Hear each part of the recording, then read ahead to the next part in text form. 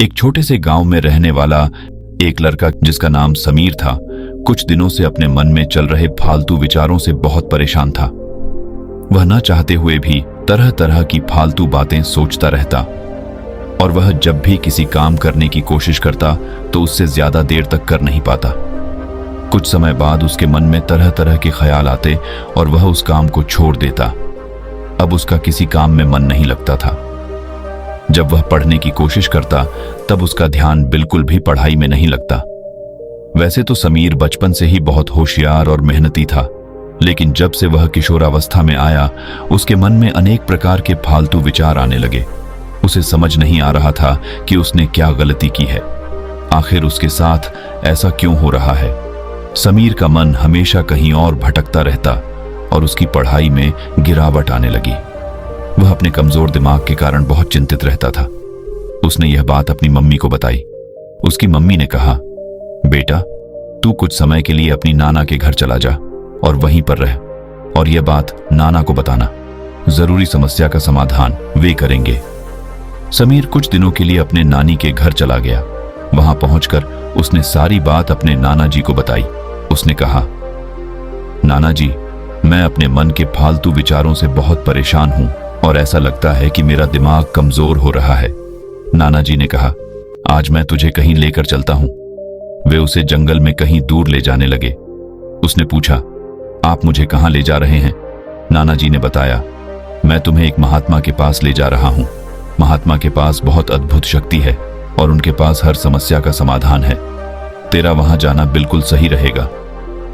नाना जी ने महात्मा से कहा, महात्मा जी, यह मेरा पोता समीर है और इसे आपकी मदद की आवश्यकता है।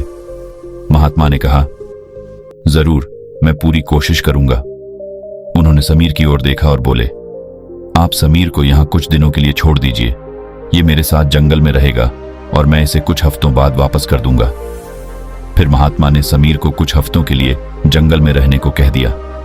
नाना जी चले गए। महात्मा ने समीर से पूछा, बताओ क्या परेशानी है? उस नौजवान ने महात्मा से कहा, हे महात्मा, मेरी मदद करो। मेरी जिंदगी बर्बाद हो रही है और मैं न चाहते हुए भी गलत दिशा की तरफ जा रहा हूं।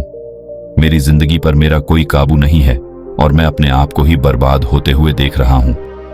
मेरे मन में अनावश्यक विचार हमेशा चलते रहते हैं। मैं जब भी कोई काम करने बैठता हूं तो मेरा उस काम में मन लगता ही नहीं है। मैं उस काम को कितना भी करने की कोशिश कर लूं, लेकिन उस काम के दौरान मेरा मन किसी और ख्यालों में डूबा रहता है। चाहे मुझे पढ़ाई करनी हो या किसी काम में ध्यान लगाना हो या फिर वो किसी भी तरह का कोई भी काम क्यों ना हो, मेरे हाथ पैर शरीर तो उस काम को करते हैं, लेकिन मेरा मन कहीं दूर किसी ख्याली भावनाओं में खोया रहता है। जब भी पढ़ता हूं मेरे मन में फालतू विचार आते रहते हैं। जब मैं खाली होता हूं तब मेरे मन में तरह तरह की बातें घूमती रहती हैं। मेरी जिंदगी में बड़े सपने हैं। मैं सोचता हूं कि ये करूंगा, वो करूंगा और किसी भी तरह से जीवन में कामयाब हो जाऊंगा, लेकिन मैं उसमें कभी कामयाब नहीं हो पाता। अब आप ही बताइए, इस समस्या का क्या हल है? अगर ऐसे ही चलता रहा तो मैं अपनी जिंदगी बर्बाद कर लूंगा। महात्मा मुस्कुराए और बोले, मैं तुम्हें एक कहानी सुनाता हूं। इस कहानी को तुम ध्यान से सुनो क्योंकि यह कहानी तुम्हारी जिंदगी बदलने वाली है। महात्मा ने उस नौजवान से कहा, तुम्हें पता है इसका हल तुम्हारे दिमाग में ही है।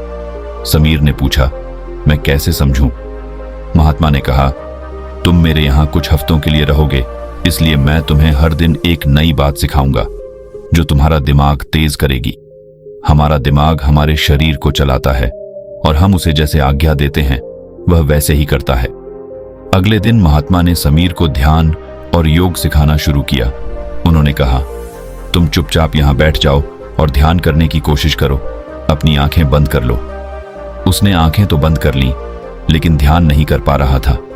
थोड़ी देर बाद उसने अपनी आंखें खोलीं और बोला, महात्मा, ये मुझसे नहीं हो रहा है, मैं कर नहीं पा रहा हूं। महात्मा ने कहा, कोशिश करनी पड़ेगी। तुम एक बाल्टी ले जाओ और नीचे से उस पहाड़ी से पानी लेकर आओ। वह हैरान रह गया, मैं पहाड़ी की चोटी से पानी कैसे ला सकता हूं? महात्मा ने कहा, यह एक तरह की एक्सरसाइज है जो तुम्हें करनी पड़ेगी। उसने कोशिश की और गिरते पड़ते पानी ले आया। फिर महात्मा ने उसे लकड़ी काटने का काम और भी तरह तरह के काम करने को दिए। जैसे जैसे उसकी गतिविधियां बढ़ती गईं, महात्मा ने कहा, तुम्हें पता है, जब हम कुछ करते हैं तो हमारा दिमाग सीख रहा होता है। नई नई चीजें और काम हमारे दिमाग को मजबूत बनाते हैं और हमारा दिमाग उतना ही सक्रिय रहता है। महात्मा ने कहा, अब मैं तुम्हें 10 महत्वपूर्ण बातें बताने वाला हूं जिन्हें अपनाकर तुम अपनी जिंदगी बदल सकते हो और अपने दिमाग को मजबूत बना सकते हो।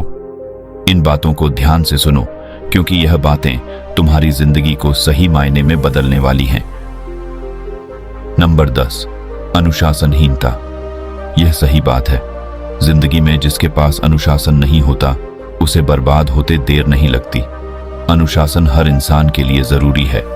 तुम सोचो, अगर तुम्हारे शहर में कोई ट्रैफिक लाइट ना हो, सबको अपने मन से आजादी दे दी जाए कि वे जैसे मर्जी आए जाएं, न किसी को हेलमेट की जरूरत हो, न किसी भी तरह की सुरक्षा की आवश्यकता हो, सब अपने मन के मालिक बन जाएं, फिर भला उस शहर में क्या होगा? उस नौजवान ने कहा, फिर तो हर जगह हादसे ही होंगे, वाहन आपस में भिड़ जाएंगे और लोग लड़ाइयां करते फिरेंगे। महात्मा ने कहा, बिल्कुल सही। इसी तरह अगर तुम्हारे शरीर में कोई नियम, कानून या अनुशासन नहीं होगा तो तुम्हारा शरीर और मन आपस में लड़ते रहेंगे और अंत में कोई नहीं जीतेगा। अंत में नुकसान तुम्हारा ही होगा।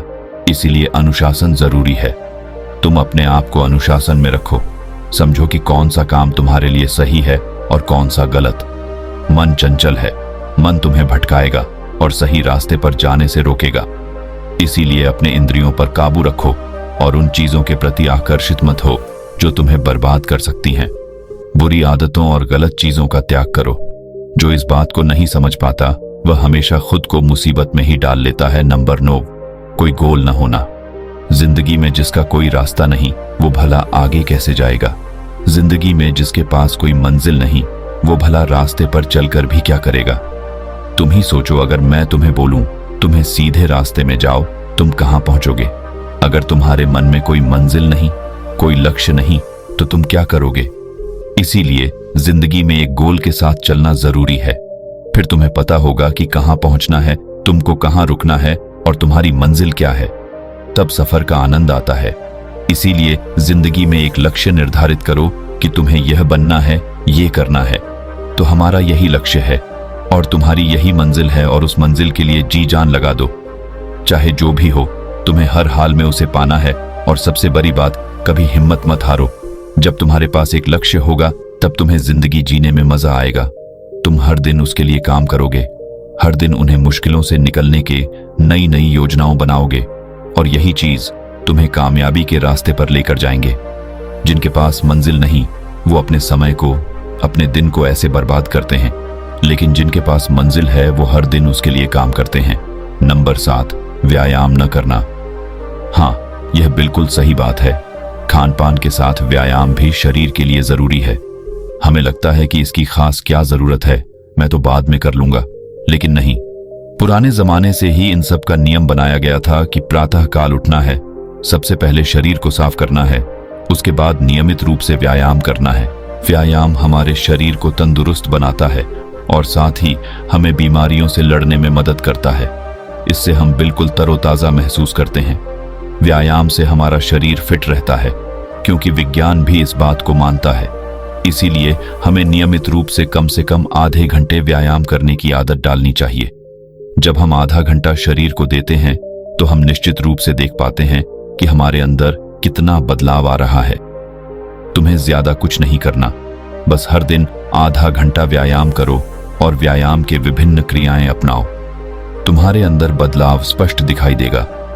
नंबर 6, निर्णय न लेने की शक्ति। यह सही बात है, जिसके कंपनी वालों के पास निर्णय लेने की शक्ति नहीं होती है, अगर वो गलती से निकले भी ले तो वो उस पे मन नहीं कर पाते या नहीं। ये चीज उनके दिमाग में कमजोर होने की निशानी है कि उनके अंदर इतनी भी काबिलियत नहीं है कि वो सही फैसला ले सकें। सही फैसला तभी लेता है जब इंसान समझदार होता है, और समझदारी आदि अनुभव से, और समझदारी आती है शिक्षा से। लेकिन कम बुद्धि वाले लोगों को ना शिक्षा से मतलब होता है और ना ही समझदारी से और ना ही सही फैसले से। इसीलिए अगर आप दिमाग को मजबूत बनाना है तो तुम्हें सही फैसले लेने की आदत डालनी चाहिए अपनी जिम्मेवारी को सीखो, अपनी जिम्मेवारी को जानो और सही फैसला लेना सीखो। ज्यादा सीखो, तभी तुम्हारा दिमाग धीरे धीरे मजबूत बनेगा। 5. हर वक्त दिमाग को आराम देना। यह सही बात है कि हम अपने दिमाग को खुद ही आलसी बनाते हैं, जिससे यह कमजोर होता जाता है। आजकल की टेक्नोलॉजी में हर चीज हम फोन से ही कर लेते हैं और अपने दिमाग से ज्यादा सोचते नहीं हैं। सच कहूं तो तुम्हारे दिमाग को सोचने का समय ही नहीं मिलता। तुम खुद के बारे में नहीं सोचते हो। कोई भी काम हो तुम फोन से करवा लेते हो। इसलिए जो भी छोटी छोटी चीजें हैं जिन्हें याद करनी हो, उन्हें खुद से याद करने की कोशिश करो, ताकि तुम्हारा दिमाग सक्रिय रहे। फोन से काम करना और दिमाग का इस्तेमाल न करना तुम्हें कमजोर बनाता है। क्या तुम्हें पता है, जब तुम फोन में कुछ कर रहे होते हो तब तुम वास्तव में कुछ नहीं कर रहे होते हो। तुम्हें बस आनंद आ रहा होता है और मन को यही चाहिए। जब तक तुम फोन चलाओगे तुम्हारा दिमाग 1% भी सक्रिय नहीं रहेगा और यही चीज धीरे धीरे दिमाग को आलस की तरफ ले जाकर कमजोर बना देती है। आत्मविश्वास की कमी। आत्मविश्वास की कमी भी दिमाग की कमजोरी का एक बड़ा कारण है। जब तुम खुद पर विश्वास नहीं करते तो कोई भी निर्णय लेना कठिन हो जाता है। आत्मविश्वास बढ़ाने के लिए छोटे छोटे कदम उठाओ और खुद को लगातार प्रोत्साहित करो।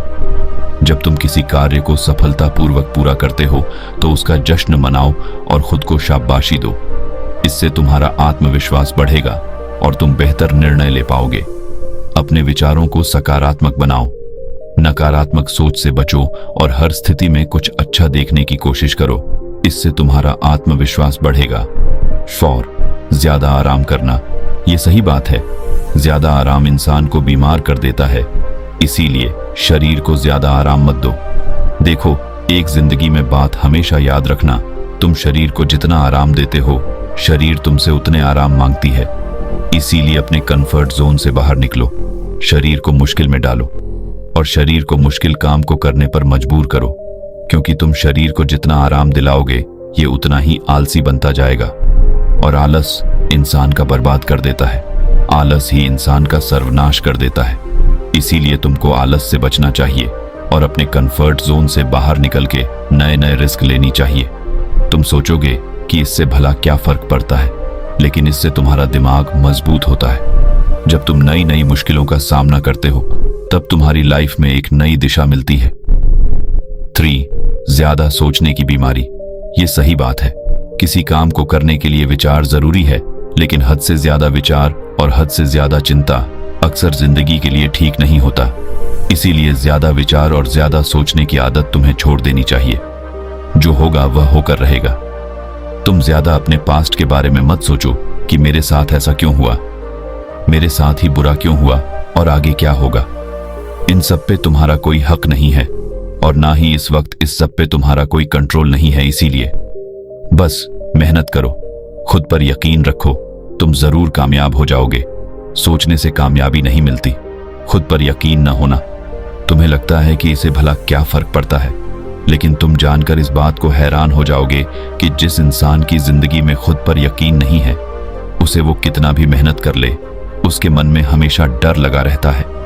क्या मैं सफल हो पाऊंगा या नहीं, ये काम मैं कर पाऊंगा या नहीं, ये मेरे बस की बात नहीं, ये तो बहुत मुश्किल है। इसीलिए जिंदगी में खुद पर यकीन करना सीखो और सबसे बड़ी बात, अपनी मेहनत पे भरोसा करो कि तुम ये काम कर सकते हो। खुद को ही साबित करके दिखाओ कि तुम्हारे अंदर उतनी क्षमता है कि तुम उस काम को कर पाओगे। अगर तुम खुद पर ही यकीन ही नहीं करोगे तो तुम दुनिया में कैसे जीतोगे। इसीलिए अपनी मेहनत पे और खुद पे यकीन होना जरूरी है। साक अपने लिए जीना सीखो। देखो, जिंदगी में अगर तुम्हें सब कुछ मिल भी जाएगा और सब कुछ तुम बना भी लोगे और तुम सफलता के रास्ते पे चल भी पड़ोगे, लेकिन ये बात सच है, यहाँ पे कोई किसी का साथ नहीं देता। तुम्हारी जिंदगी तुम्हारी जिम्मेदारी है। तुम जो कुछ भी करोगे अपने लिए, तुम जो कुछ बनोगे अपने लिए, जो कुछ भी सीखोगे अपने लिए, और हर हाल में तुम्हारा दोस्त बस तुम ही हो। इसलिए खुद से दोस्ती करो, खुद से प्यार करो, क्योंकि यहाँ पे कोई किसी का साथ नहीं देता और ना ही कोई किसी की मदद करने वाला है। इसीलिए इस बात को तुम कभी मत भूलो और तुम हर परिस्थिति में अकेले चलने की आदत डालो। अकेले रहना सीखो और अकेले मेहनत करना सीखो। क्योंकि यह जरूरी है और यह सच है। ये सारी बातें सुन के उस नौजवान के जीवन में बहुत परिवर्तन आया। उसने महात्मा से वादा किया कि वो उनके द्वारा बताए गए बातों को जरूर अपनाएगा और वह पूरी तरह से बदल गया। बाकी अगर ये कहानी आपको अच्छी लगी हो तो इस वीडियो को लाइक करें और ऐसी और कहानी सुनने के लिए डे इंस्पायर्ड यूट्यूब चैनल को सब्सक्राइब करें। तब तक मिलते हैं हम आपसे ऐसी ही एक और प्रेरणादायक कहानी के साथ अगले दिन। धन्यवाद।